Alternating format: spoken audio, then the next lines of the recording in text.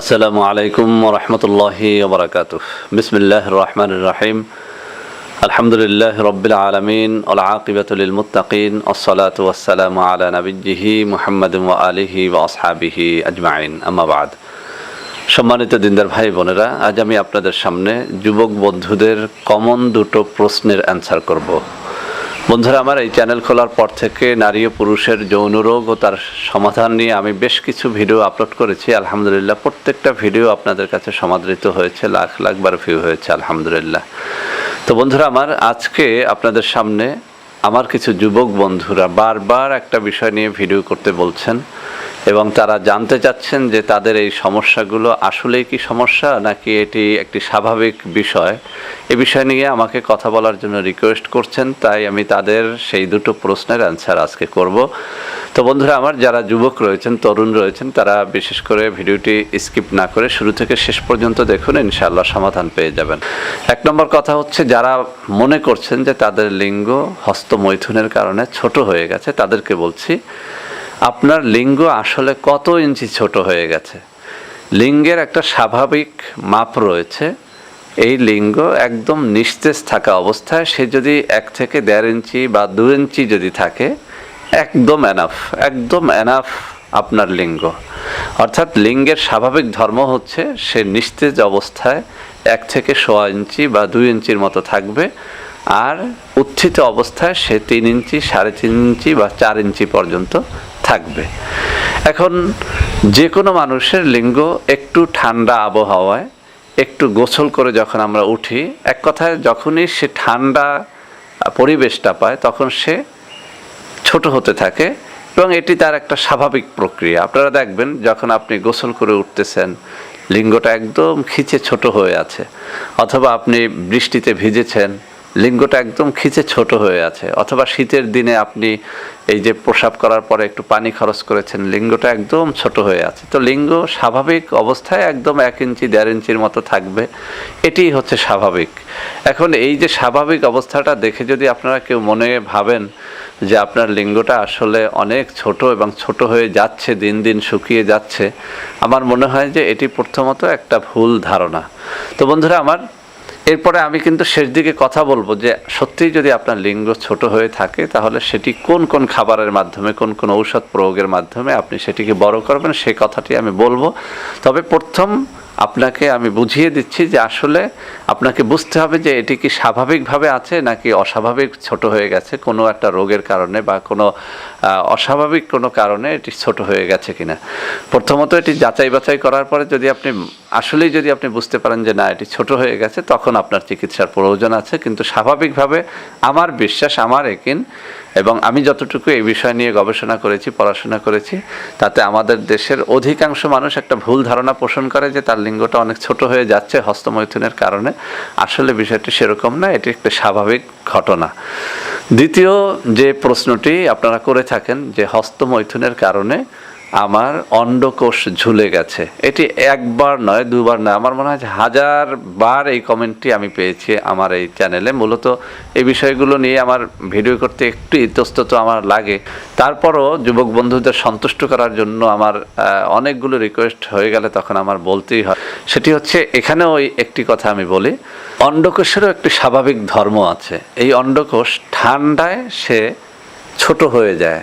যখন ঠান্ডা পায়, আপনি বৃষ্টিতে ভেজেছেন, গোসল করেছেন, অথবা প্রচণ্ড শীতের মধ্যে আপনি কাঁথা মুড়ি দিয়ে ঘুমিয়ে আছেন, তো অন্ডকোষ স্বাভাবিকভাবে একদম খিচে ছোট হয়ে যায়, একটা ছোট আপেলের মতো হয়ে যায় বা ছোট একটা আমড়ার মতো হয়ে যায়।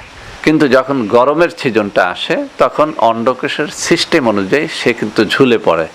এখন ঝুলতে ঝুলতে সে তো একটা বিশাল পেঁপের মতো হয়ে যায় না, তার সেই যে একদম ঠান্ডার সময় খিচে যে ছোট হয়ে গিয়েছিল সেই অবস্থা থেকে সে বেরিয়ে আসে।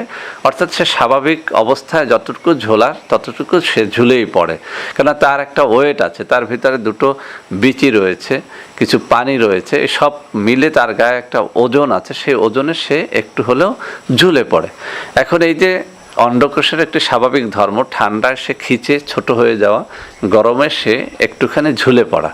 এখন এই অবস্থাটাকে যদি আপনারা কেউ রোগের মধ্যে নিয়ে নেন এবং যেটি আমাদের দেশের অধিকাংশ প্রতারক ডাক্তাররা করে, প্রতারক কবিরাজরা করে, ফোন নাম্বার দিয়ে দেয় চ্যানেলে, বারবার ফোন নাম্বারটা জাগতে থাকে, বন্ধ হতে থাকে। উদ্দেশ্য হচ্ছে আপনি তাকে ফোন করে আপনার রোগটি বলবেন, এরপর সে আপনাকে ভয়ভীতি দেখিয়ে কিছু ঔষধ বিক্রি করবে। আমিও যদি সেরকম হতাম তাহলে আপনাকে এই ভিডিও আমি দেখাতাম না। আমি বলতাম যে আপনার অন্ডকোষ কি ঝুলে গেছে, তাহলে আসুন আমার কাছে। আপনার লিঙ্গ কি খিচে ছোট হয়ে গেছে, আসুন আমার কাছে, ঔষধ নিয়ে যান। ভুং ভাং ঔষধ বিক্রি করে আমার মাসে অনেক টাকা হয়ে যেত। কিন্তু আলহামদুলিল্লাহ আমি ধনী ফ্যামিলির সন্তান, আমার এই ধরনের ধান্দা নেই। তাই আপনাকে বলছি, যদি আপনার বিষয়টি এরকম হয়ে থাকে যে না, ঠান্ডায় একটু ছোট হয়ে যায়, গরমে একটু ঝুলে যায়, তাহলে মনে করতে হবে যে এটি আপনার হস্তমৈথুনের কারণে হয়নি, এটি একটি স্বাভাবিক ঘটনায় হয়েছে। স্বাভাবিক অন্ডকোষের ধর্মই এরকম যে ঠান্ডায় ছোট হয়ে যাওয়া এবং একটু গরমে ঝুলে পড়া, তাহলে আপনার কোনো রোগ নেই। এখন আবারও বলছি, যদি এটি অস্বাভাবিক পরিমাণ ঝুলে যায়, অস্বাভাবিক পরিমাণ যদি ঝুলে যায়, তাহলে আপনাকে চিকিৎসা অবশ্যই করাতে হবে। তো বন্ধুরা আমার, আমি বলেছিলাম যে আমি আজকে আলোচনা করব, সেই সাথে আমি কিছু চিকিৎসাও দিব। এবং এই চিকিৎসা আমার কাছ থেকে করাতে হবে এমন কোনো নয়। আমার কোনো ঔষধ নেই, পত্তর নেই, আমার কোনো চেম্বার নেই। অতএব আমার কাছে বিরক্ত করবেন না কেউ। আমি যেগুলো বলছি সেগুলো আপনারা বাজার থেকে কিনে খেয়ে নেবেন। 1 নম্বর কথা হচ্ছে, লিঙ্গের স্বাস্থ্যের জন্য ডাক্তার আলমগীর মতি, একজন বিশ্ববিখ্যাত একজন ডাক্তার, যিনি বাংলাদেশে ওনার বাড়ি, উনি বিশ্বের মধ্যে যে ডস পদ্ধতিটা রয়েছে, আমি অনেকবার বলেছি, ডস পদ্ধতির থিওরিটা হচ্ছে আপনার যে অঙ্গের সাথে যে ফল ফ্রুটসের আকার ইঙ্গিতে মিল রয়েছে, ওই ফলটা আপনার দেহের জন্য, ওই অঙ্গের জন্য অত্যন্ত কার্যকরী। যেমন ধরেন, মেয়েদের ব্রেস্টের জন্য কমলা, আপেল, বেল, কদবেল, এটা ব্রেস্টের স্বাস্থ্যের জন্য অত্যন্ত উপকারী। এটি হচ্ছে ডস থেরাপির একটা সিস্টেম। ঠিক পুরুষের লিঙ্গের স্বাস্থ্যের জন্যে কলা, গাজর, মূলা ইত্যাদি হচ্ছে অত্যন্ত উপকারী। তো বন্ধুরা আমার, আমি অনেকগুলো খাবারের কথা বলবো না। লিঙ্গের স্বাস্থ্যের জন্য যারা লিঙ্গ নিয়ে খুব বেশি চিন্তায় আছেন, যে লিঙ্গটা ছোট হয়ে যাচ্ছে দিন দিন বা ছোট হয়ে গেছে, এরকম যদি সত্যিই হয়ে থাকে, আমি আপনাকে বলবো আপনি সকাল বিকাল 2টো করে কলা খান। যে কোনো কলা খান, আপনি সবরি কলা, সাগর কলা, এগুলো আপনি খেতে পারেন, কিন্তু একটা পদ্ধতি মেনটেন করে আপনি খান। ইনশাল্লাহ আপনার লিঙ্গের স্বাস্থ্যটা ভালো হবে।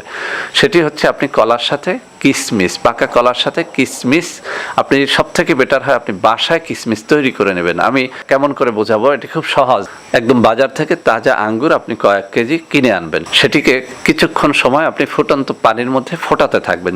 যখন দেখবেন যে আঙ্গুরগুলো ফেটে গেছে, তখন আঙ্গুরগুলো সেখান থেকে নামাবেন, একটা ছোট্ট ঝুড়িতে করে একদম কড়া রোদের ভিতরে শুকাবেন। 1 থেকে 2 দিন শুকানোর পরেই দেখবেন যে আঙ্গুরগুলো কিশমিশের আকার ধারণ করেছে। এরপরে ফ্যানের বাতাসে বাকিটা শুকিয়ে নিয়ে এই আঙ্গুরগুলো নিয়মিত করে আপনি কলার সাথে মিশিয়ে, 1টা 2টা কলা নেবেন, সেখানে কিছু আঙ্গুর নেবেন, একদম হাত দিয়ে কচলিয়ে সেটিকে একটা খামিরের মতো তৈরি করে নেবেন। এরপরে সেই খামির আপনি 1 কাপ করে দৈনিক সকালে এবং রাত্রে 1 কাপ করে খান। এই খামিরটা, আঙ্গুর এবং কলার মিশ্রণটা 1 কাপ করে আপনি সকালে এবং রাত্রিবেলাতে খান। আপনি দেখবেন 1 মাসের মধ্যে আপনার লিঙ্গের সাইজটা কিছু হলেও বড় হয়েছে, কিছু হলেও মোটা হয়েছে, এবং আপনার যে ধারণাটা, সেই ধারণা থেকে একটু হলেও আপনি বেরিয়ে আসতে পেরেছেন। অর্থাৎ আপনি প্রশান্তিটা পাবেন, আপনার লিঙ্গের স্বাস্থ্যটা ভালো হবে। এটি হচ্ছে ডস থেরাপির থিওরি। আপনার লিঙ্গের সাথে কলার আকৃতিটা যেহেতু মিশে যায়, অতএব এটি আপনার লিঙ্গকে পরিপুষ্ট করে, পুষ্টি দেয় এবং এটিকে সুস্থ করে। তো প্রথম গেল এই একটা পদ্ধতি, যাদের লিঙ্গটা ছোট তাদের জন্য বলছি, এটি একটি অত্যন্ত কার্যকরী পদ্ধতি, এটি আপনি প্রয়োগ করে দেখতে পারেন।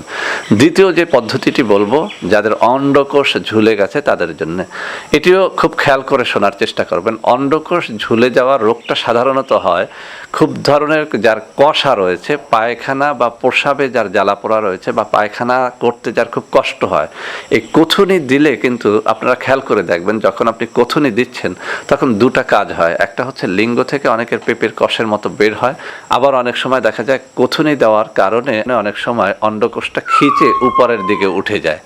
তাহলে একটা বিষয় আমরা বুঝতে পারলাম যে অন্ডকোষ মূলত ঝুলে যাওয়া রোগটা এই কথুনি থেকে কিছুটা হলেও হয়। আপনি কোনো ভারী জিনিস আপনি জাগিয়ে দেখবেন, কোনো ভারী জিনিস আপনি 2 হাতে যখন আপনি আলগাতে যাবেন, তখন দেখবেন যে আপনার অন্ডকোষ খিচে উপরের দিকে উঠে যায়। আবার যখন আপনি পায়খানা করতে বসেছেন, আপনি পায়খানা করতে পারছেন না, জোরে কুথুনি দিয়েছেন, তখন অন্ডকোষ খিচে উপরের দিকে উঠে যায়। এরকম যাদের কষা রোগটা রয়েছে তাদের স্বাস্থ্যবিজ্ঞানীরা বলে থাকেন, ডাক্তাররা বলে থাকেন, তাদের অন্ডকোষটা ঝুলে যাওয়ার রোগটা অনেক ক্ষেত্রে হতে পারে, তবে এটা খুব কম হয়। তারপরে যারা মনে করছেন যে আপনার অন্ডকোষ ঝুলে গেছে, অন্ডকোষের রগ বেরিয়ে গেছে, অন্ডকোষ দিয়ে আপনি সন্তুষ্ট না, তাদেরকে বলবো এই কষা রোগটা আপনাকে দূর করতে হবে, এই খিচুনি রোগটা আপনার দূর করতে হবে।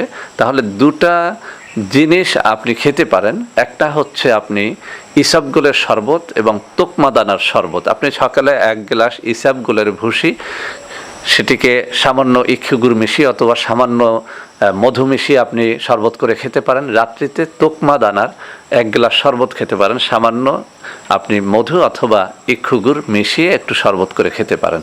এতে আপনার দুটো রোগের সমাধান হবে। একটি হচ্ছে এই যে কুথুনি দিলে আপনার লিঙ্গ থেকে সাদা পেঁপের কষের মতো পানি বের হয়ে যায়, এটা কিছুটা হলেও সমাধান হতে পারে, যেহেতু আপনার এই কুথুনির কারণে কিন্তু অনেকেরই এই পানিটা বের হয়। আমি অনেক সময় বলেছি যে আসলে এই পানিটা বের হওয়া কিন্তু একটা স্বাভাবিক ঘটনা, কেননা যে কোনো যুবক তরুণের যখন সামান্য উত্তেজনা হয় তখন কিন্তু তার লিঙ্গ থেকে সাদা লিকুইড পানিটা বের হয়। অনেক সময় সেই পানিটা একদম ঝরে পড়ে না, লিঙ্গের ভিতরে থেকে যায়, যখন সে পায়খানা অথবা প্রস্রাব করতে বসে কুথুনি দিলে সেখান থেকে বেরিয়ে যায়। এটা কিন্তু খুব বেশি কোনো জটিল রোগ না।